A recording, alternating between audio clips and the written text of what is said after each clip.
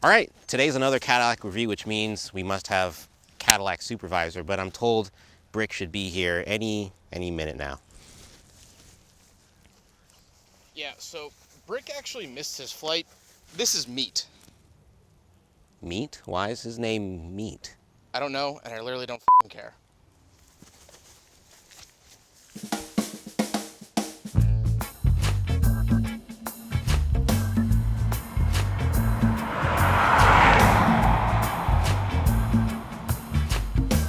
Cars with Meat is crazy, but anyway, this is not how I expected this video to go at all. I thought we would be with Brick. That's our guy, but instead we have, you said it's Meat? Like, no last name, like Tyga, like Prince, like Drake. It's just Meat.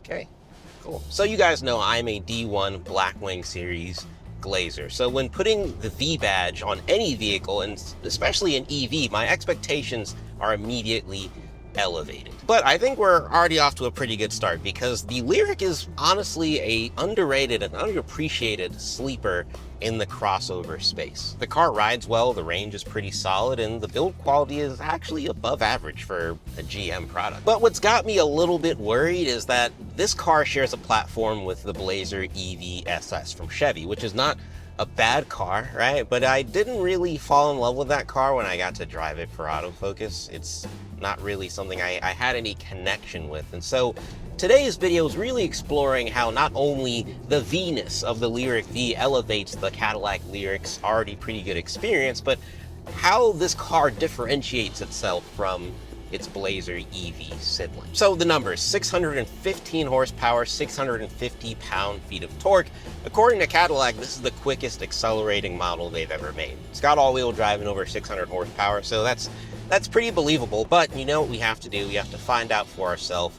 We have to do, well, I was gonna say cars with Meat launch control, but I think we need some weight savings. So we're gonna have Meat not in the car for that, and do a launch control, because we got to see how quick this thing really is. Cadillac is talking big numbers with this car.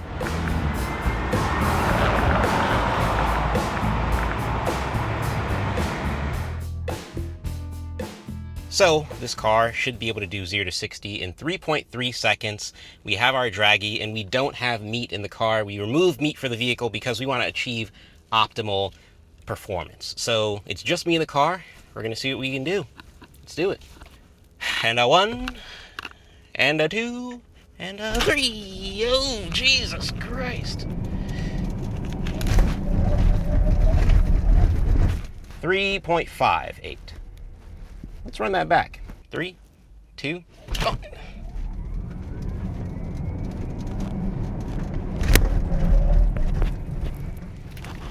.6. I'm not like crazy about those numbers. All right, let's see if we can get a good time this time. 3, 2, 1. Jesus.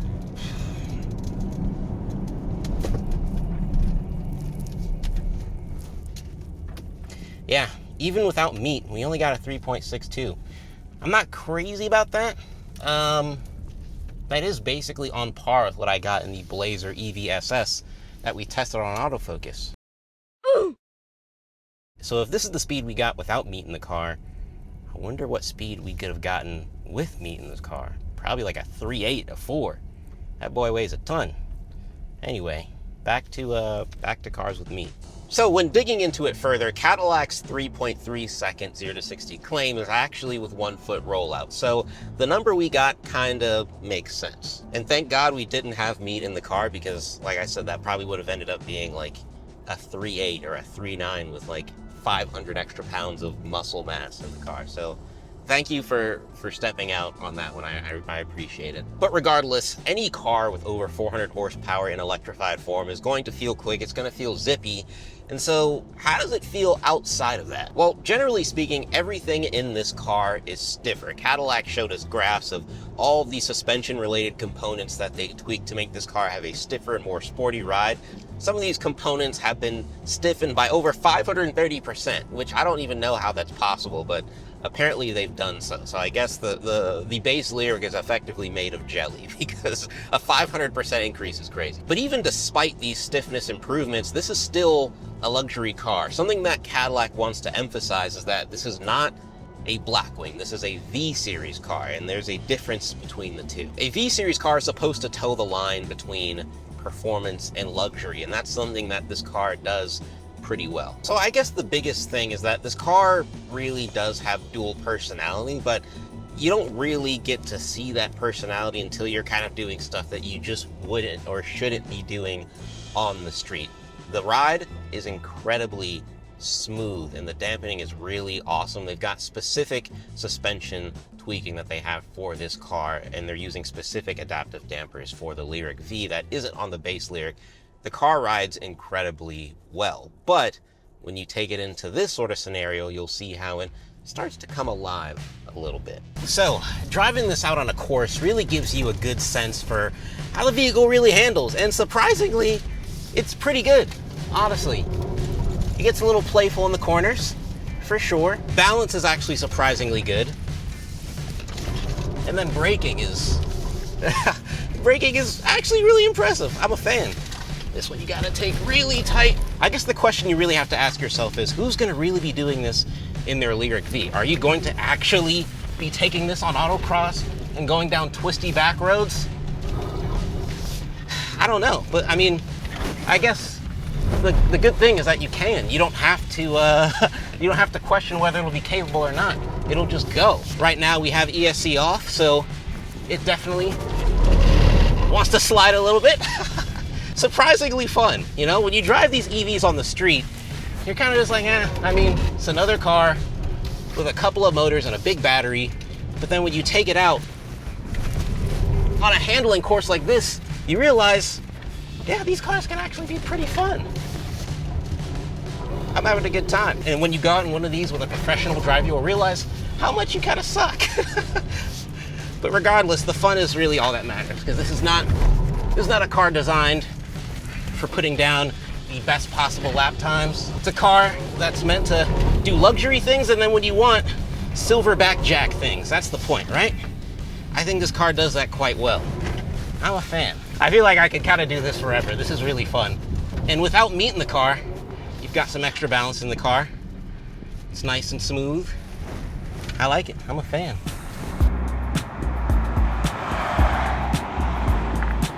So that's the car in an autocross situation.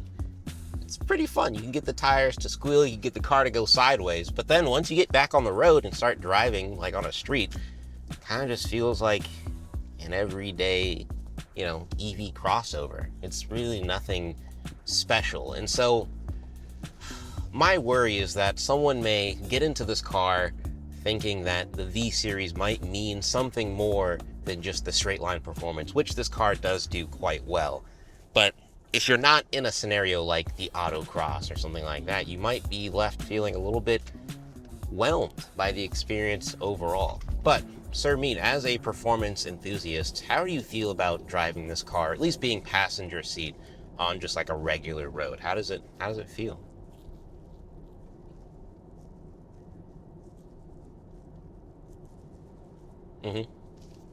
Yeah, very insightful thoughts by me. We have been doing most of our driving in tour mode, so now we're gonna put it in competitive mode by hitting this V button on the steering wheel.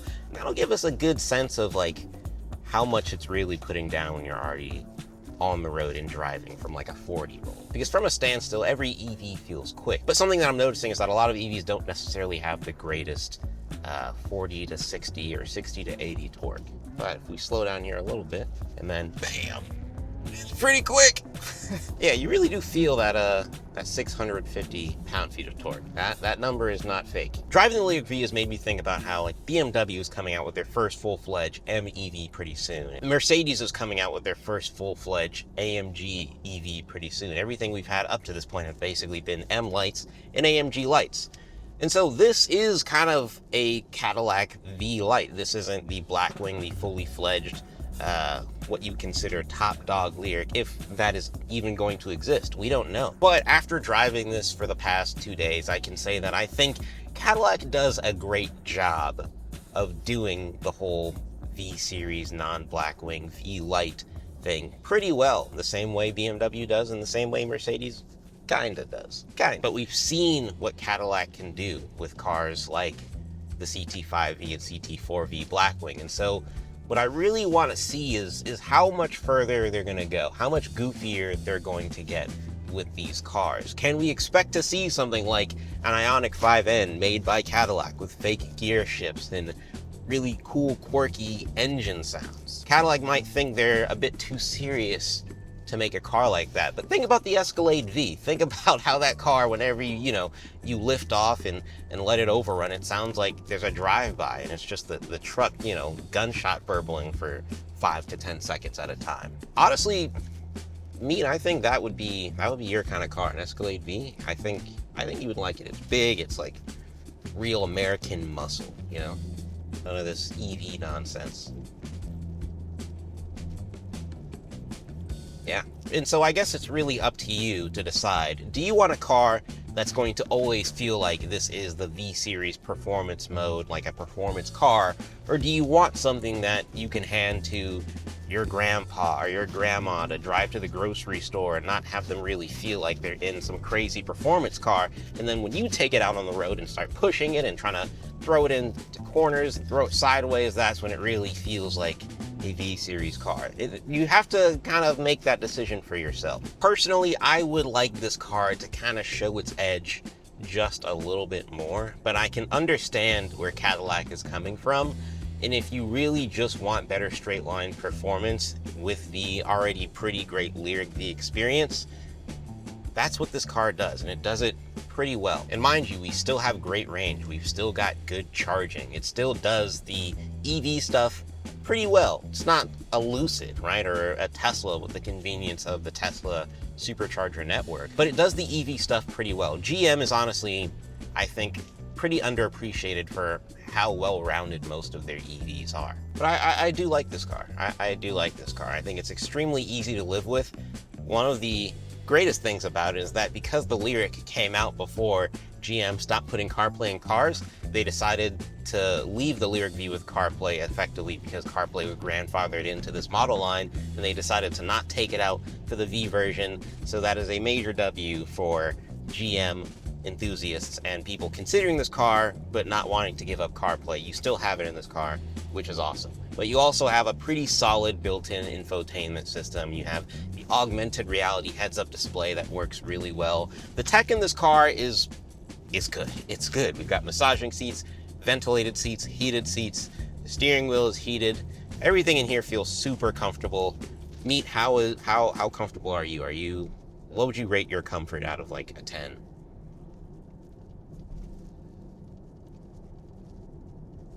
Yeah, I think he's enjoying it, honestly. I think that's his happy. We're looking at happy meat right now.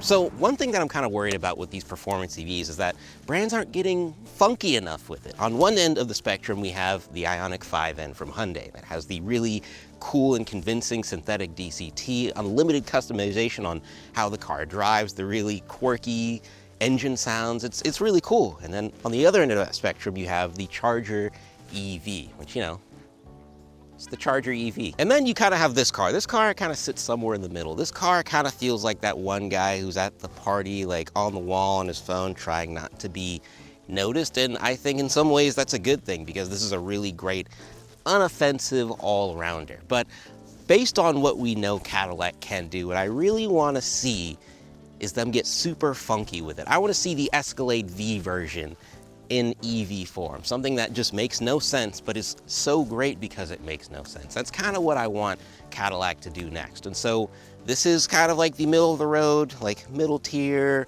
all-rounder performance version. What we need the meat and potatoes, no pun intended. But unfortunately, my time in the Meatmobile has come to an end.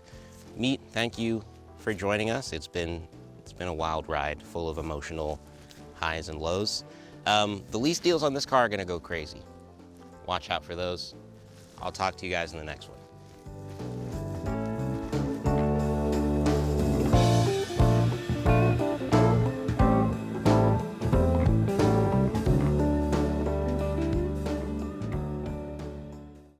very responsive.